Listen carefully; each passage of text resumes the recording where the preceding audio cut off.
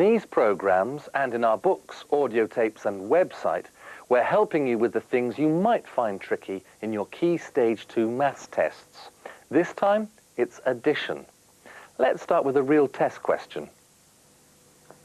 In the chart, any three numbers in a line, across or down, have a total of 18.45. Write the missing number. And then there are all these numbers in the square. I guess I have to add them up somehow. You're right, but I think to get this one right, you're going to have to do several different things. Most of the questions on the test paper need a mixture of different math skills. For example, there might be a bit of adding and then a bit of multiplying. Or you might have to look something up on a graph and then do something with the numbers. But in this question, you definitely have to add up some numbers. Adding up numbers is something we do in maths all the time. So let's remind ourselves exactly what it means. Over to our maths team. Addition means how many altogether. It also means increase. It also means plus. It also means total. It also means sum. It also means more than. And in everyday life, adding numbers is all around us. When you go shopping and buy a couple of things, you can add the prices up in your head. Mine's 49p. Mine's 55p. And that makes £1.4p. This is 69p. And this is 55p. When you buy more things, you can write the prices down to add them up.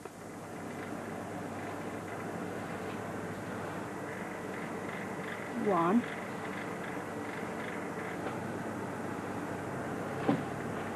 That's a 4.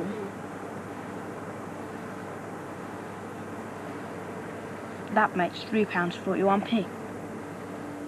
69 pence. Another way to add up lots of things is to use a calculator. 79 pence. 341 please. Now, when you're faced with some numbers you want to add up, it's useful to think first, can I do it in my head? Do I need to write it down? Or should I use a calculator?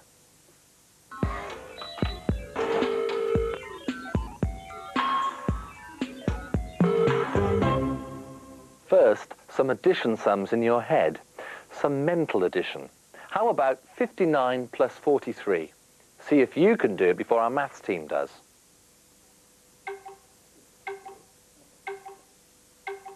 To find the answer to 59 at 43, I'd turn the 59 to a 60, then at the end take away 1, and the answer would be 102. To find the answer to 43 at 59, I'd add 40 at 50, then 3 at 9, and then add the totals together, which will make 102. Did you notice that Nicola did 59 plus 43, and Sarah did 43 plus 59? But with addition, it doesn't matter which order you do it in. Also, they use different methods to help them get the right answer. Each time, they changed the sum into something that was easier to work out on the way to getting the right answer. Let's look again at what Nicola did. To find the answer to 59 at 43, I'd turn the 59 to a 60, then at the end take away 1, and the answer would be 102. What she did was to add 1 to the 59 to round it up to 60. It's easier to add 43 to 60 to make 103, then take the 1 off again to get the right answer, 102. With any number ending in 9, you can add 1 to make the sum easier. With a number ending in 8, add 2 to make the sum easier. And with a number ending in 7, add 3 to make the sum easier. Let's look at the other method that Sarah used. To find the answer to 43 at 59, I'd add 40 at 50, then 3 at 9, and then add the totals together, which will make 102. What she did was to split the numbers up and add the 10 separately from the units. 43 and 59 is the same as 40 and 3 and 50 and 9. 50 plus 40 is 90, and 9 plus 3 is 12. Add the two together to get 102. You can practice adding up two-digit numbers in your head. It's something you can do with your friends or at home, like this. 83 plus 19.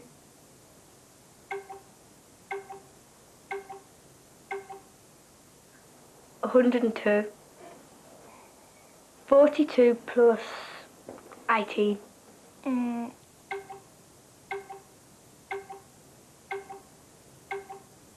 60. 17 plus 37.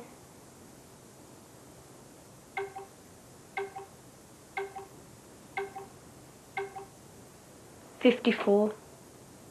Does this help you with your question? I'm not sure I can do the adding up in my head, so could I write it down alongside here? Good idea.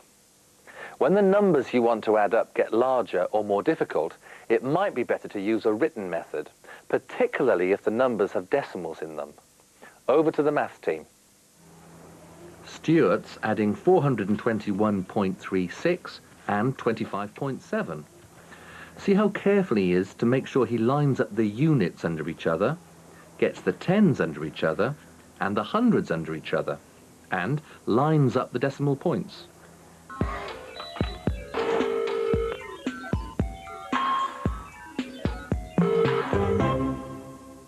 Here's a useful tip when you're doing a written addition. Before you start doing the maths, make an estimate of what you think the answer should be.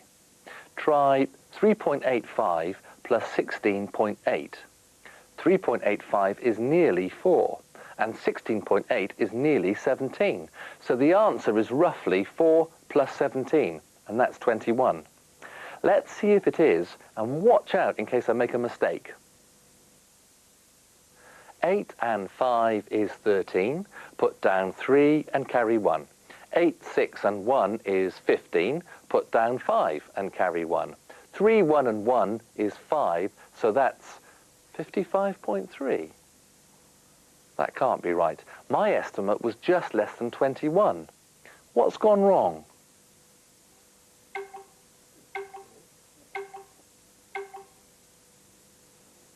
I didn't line up the decimal points properly, so my place values were all over the place. I was adding tenths to hundredths and tens to units. That's better. Let's try it again. 5 and 0 is 5. 8 and 8 is 16. Put down the 6 and carry 1. 6 and 3 and 1 is 10. Put down the 0 and carry 1. 1 and 1 is 2. That's 20.65, and that is close to my estimate of 21, so I'm sure it's the right answer. I think I'm ready to have a go at this question now. And where you go then? Right. I've got to find the missing number in the middle of the square.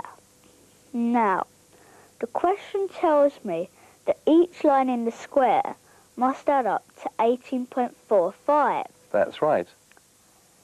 If I take the row across the middle, I need to add up the numbers I've got and then take them away from 18.45. So that's 11.07 plus 1.23, which equals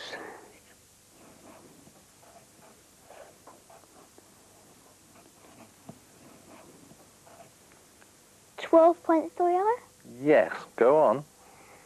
And I take that away from 18.45 to get 6.15. And how about checking that answer? Oh yes, I can add up the line of numbers down the middle of the square to see if they come to 18.45 as well. Let's see. 8.61 plus 1.69 plus 6.15 equals 18.45. So my answer must be right. There's a third way of adding up numbers, besides doing it in your head or writing it down, and that's to use a calculator.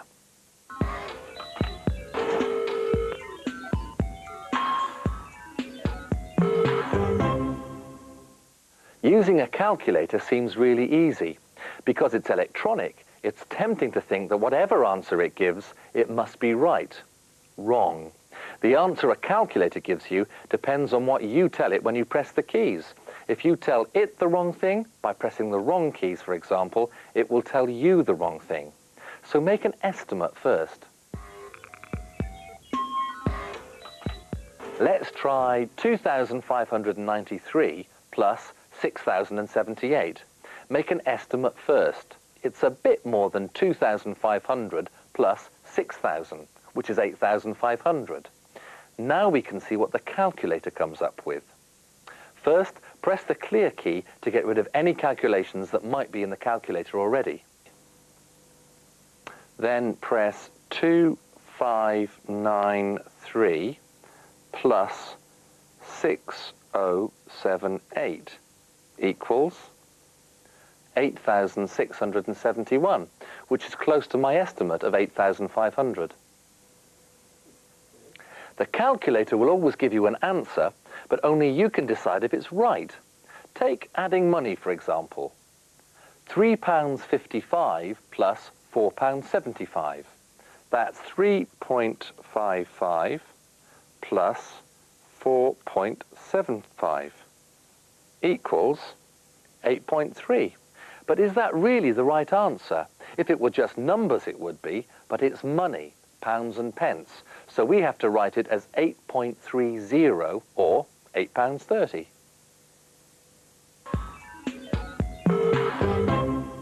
Here's a question in the test about adding money. They give you a pizza menu and ask, your order's one small cheese pizza with extra tomato. What is the total cost? Yeah, that's a good one. Let's do it. Well, I look up the price of a small cheese pizza in the table, which is £3.80, and the extra tomato is 50p. So that's 3.80 plus 0.5, which is 4.30.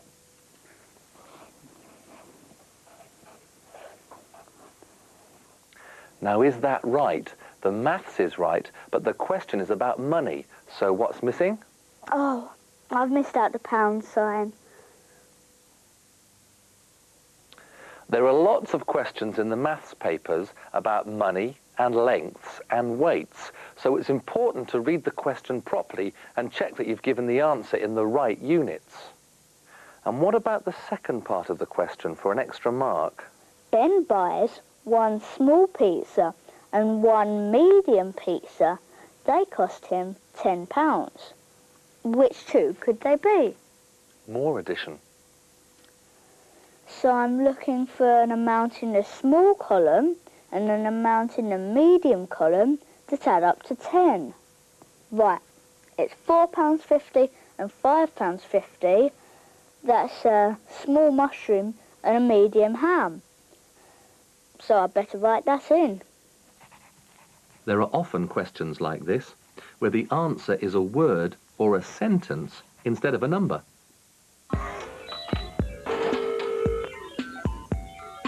That's the end of our programme on addition. So let's check what we've done. We looked at ways of doing mental addition in our heads and saw how to write down more difficult addition. We saw how to use a calculator to do addition and looked at real-life problems that involve addition.